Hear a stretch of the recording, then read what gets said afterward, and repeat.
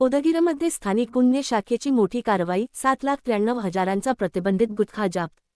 लातूर जिल्ह्यात अवैध गुटखा आणि तंबाखू विक्रीविरोधात सुरू असलेल्या विशेष मोहिमेत स्थानिक गुन्हे शाखेने मोठी कारवाई करत तब्बल 7,93,200 रुपयांचा प्रतिबंधित गुटखा, सुगंधित तंबाखू आणि चारचाकी वाहन जप्त केले आहे. या प्रकरणी एका आरोपीला ताब्यात घेण्यात आले आहे. पोलीस अधीक्षक अमोल तांबे यांच्या आदेशानुसार आणि अपर पोलीस अधीक्षक मंगेश चव्हाण यांच्या मार्गदर्शनाखाली ही कारवाई करण्यात आली.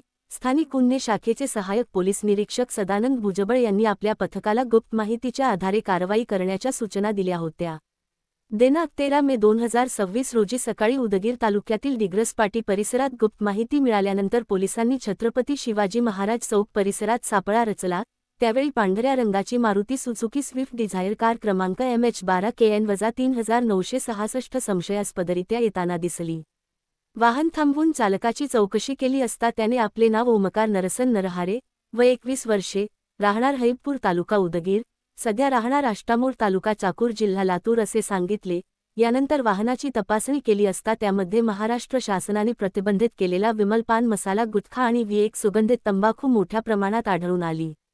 तसेच वाहतुकीसाठी वापरण्यात आलेली मारुती सुझुकी स्विफ्ट डिझायर कारही जप्त करण्यात आली. या कारवाईत सुमारे 4,50,000 रुपयांची कार आणि गुटखा असा एकूण 7,93,200 रुपयांचा मुद्देमाल जप्त करण्यात आला आहे. या प्रकरणी आरोपी ओमकार नरसन नरहारे याच्याविरुद्ध उदगीर ग्रामीण पोलीस ठाण्यात भारतीय न्याय संहिता कलम 123, 223, 274, 275 तसेच अन्न सुरक्षा व मानके अधिनियम कलम 59 अन्वये गुन्हा दाखल करण्यात आला असून पुढील तपास सुरू आहे.